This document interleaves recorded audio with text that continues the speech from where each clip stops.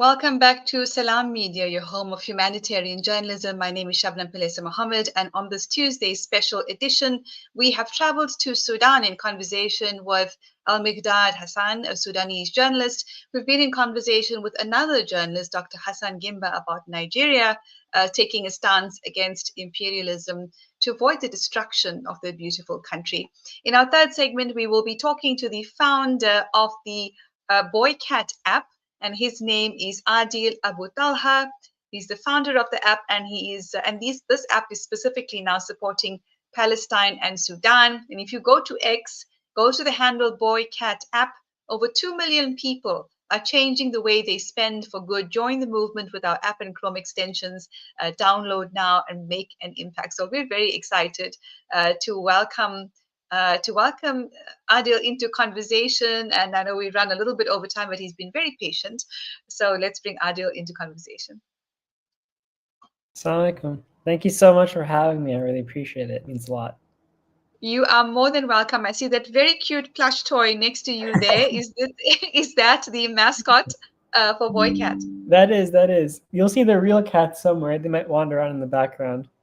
I did notice that on your profile. I'm a cat person too, so I think we're on the same page. Amazing. You'll see the big one. You'll see a small one up here in the corner. Ah, very nice. Can you hold the bigger one up so we can take a look, or is it? The big one's fat. It's huge. Too big? Okay, all right. Well, thank you very much for joining us, Adil Abbu Thalha, founder of the Boycott app, and currently supporting Palestine and Sudan.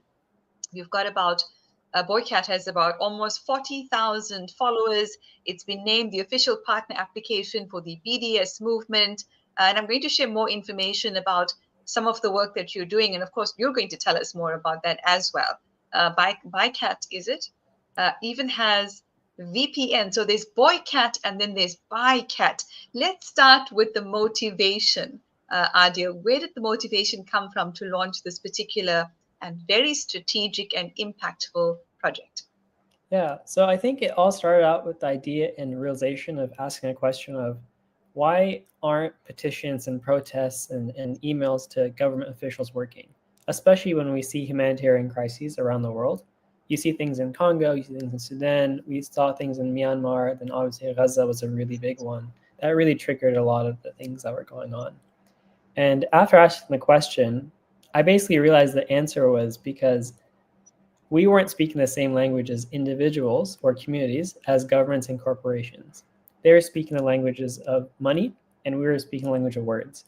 And so what we needed to do was educate someone and help them realize their purchasing power, collectively unify them, and from there we'd be able to have an impact and be able to speak the same language as these governments and corporations that are complicit in humanitarian right violations around the world. And so that was the initial goal. It's like, how can we help people understand how to spend their money? Because when you do that, what you can do is imagine if you have 30 or 40 or 50 million people on the platform that care about the different causes that you're educating them on. You can essentially, quote unquote, ethically blackmail or ethically convince someone or a government or a corporation like, hey, look, if you don't stop doing this, we can tell millions of people to stop buying from your country, from your company, your product, or whatever it is. And that will influence them because at the end of the day, they only care about profits. And we've realized that over the past couple of years. And so we just wanted to do three things. We wanted to, 1, provide education, 2, provide the alternative, and then 3, help people change their behavior, because that's a really hard thing to do. Fantastic. I love it. I mean, I think this is one of the most powerful tactics we have in a multi-pronged strategy. It's the economics. We always talk about follow the money, find the conflicts of interest, and use your power of boycott, which is why I'm so excited to have you in conversation today. So you started, your Boycott app started with the Gaza-Palestine campaign. Can you share with us some of the highlights of that campaign and some of the successes that you have noticed? Yeah, of course. I think the initial goal of launching it, especially in 2024, which it's almost now 2 years old, was really, can we get as many people on board as possible to start, affecting these companies and corporations and sending them letters of, hey, look, we've been able to divest this amount of money from your company because you've chosen to support the genocide in Gaza, and so on from there. And so some really cool highlights, obviously, 1, we're the first ever official partner with the BDS movement. And I think that's a really big thing, because I think it's a fact that justice has always had a voice, but technology allows it to have a megaphone. You're allowed to amplify it by 10x or 100x, what normally wouldn't have happened. And with us, we were able to move the needle a lot faster because of that. I think the second really cool success, or even third, we've basically gathered.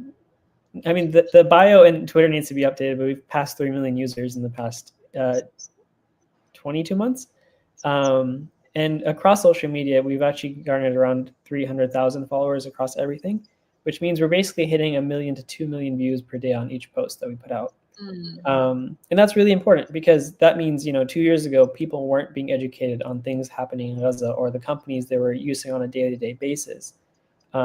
And now people are learning about that, Sudan, and we're actually launching the Congo campaign next week, just so we can add in a couple more humanitarian right violations. Excellent. What have you noticed? I mean, you've launched the Sudan campaign now. What have you noticed when the research is being done about the common profiteers between these two countries and the crises they face? I think the biggest thing that I noticed is that we're so uneducated. And I think, as sad as it was, Sudan was overshadowed by a lot, because one, it's an African nation, and it's very, very apparent that people only care about in the mainstream media of if someone looks like them, or if it's a European nation, or a Western nation in general. So as sad as it is, even the numbers are 10x or even much larger than even like Gaza, for example. It was overshadowed because of the location of where it was. And it's like you said, if you follow the money, you find out who's responsible, and you also figure out who you can and can't criticize, and you're pretty good at figuring out the complicit organizations or individuals.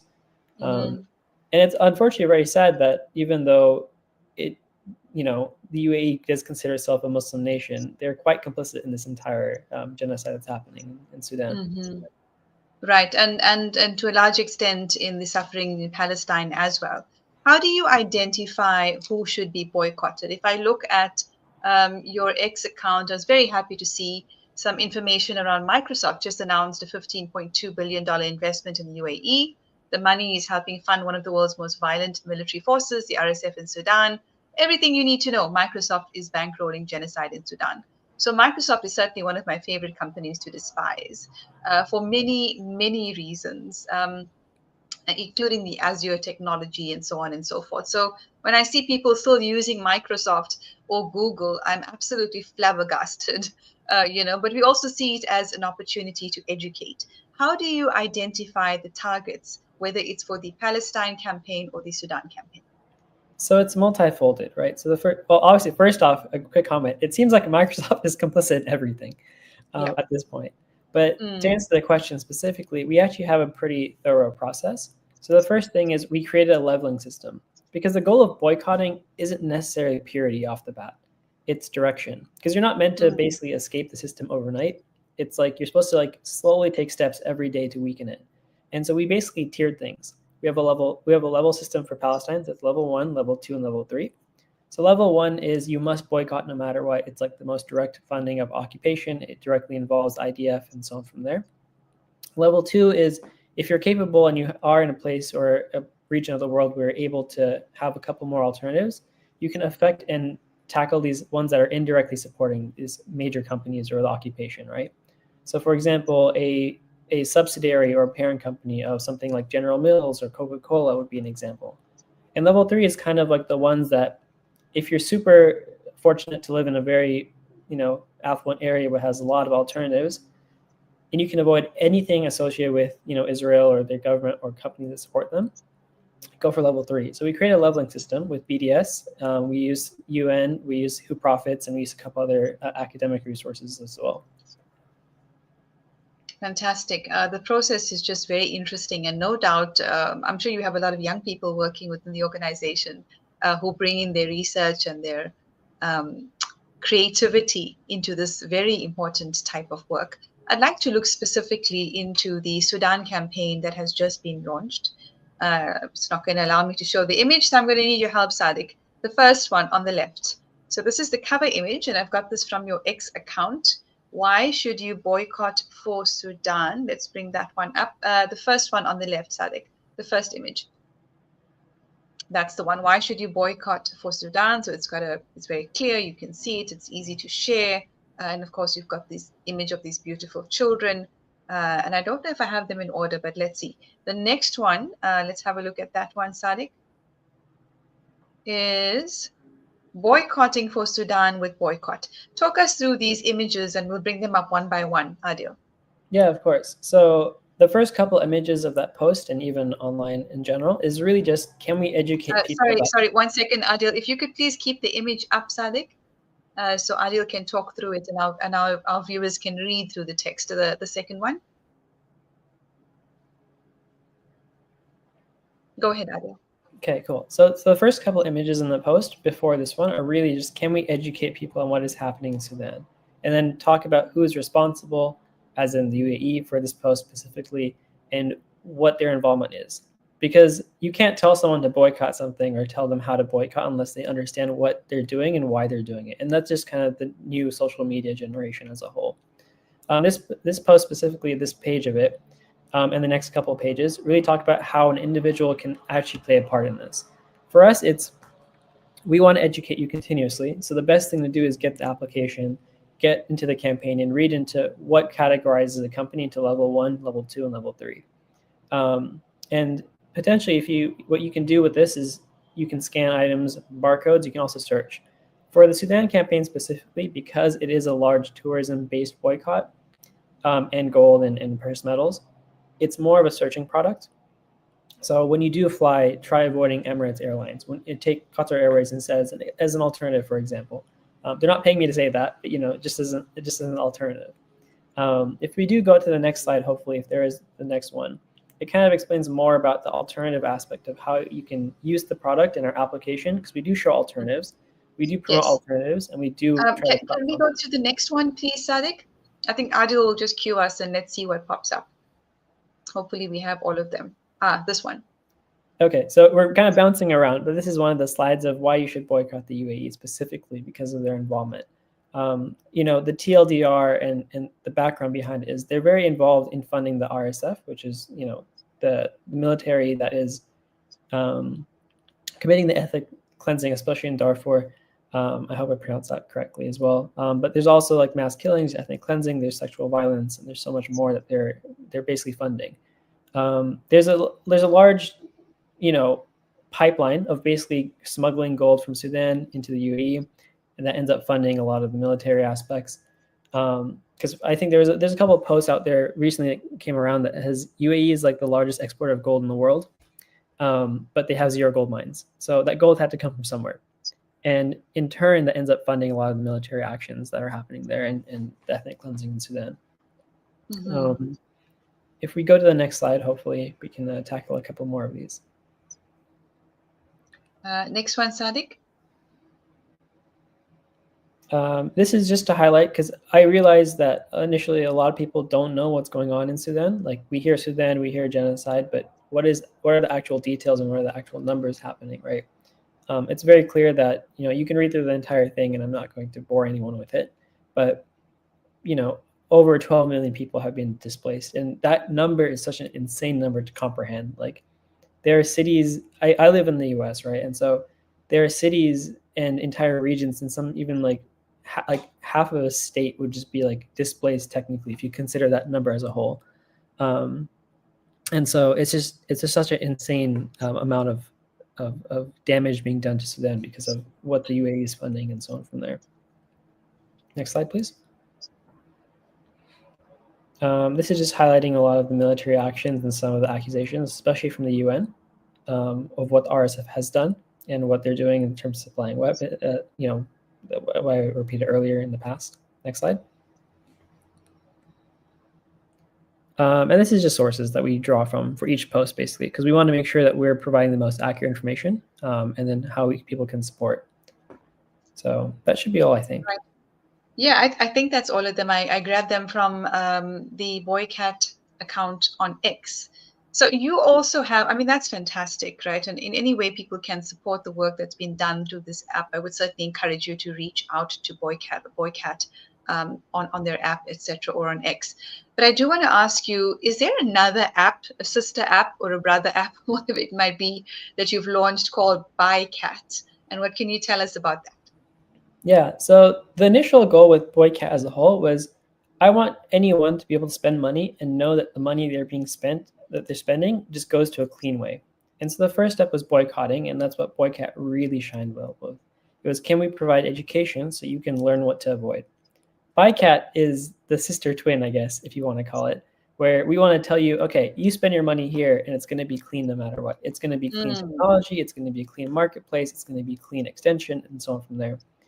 So we've teased out a lot of it. But this past year and this upcoming year, is going to be really developing out the entire alternative economy.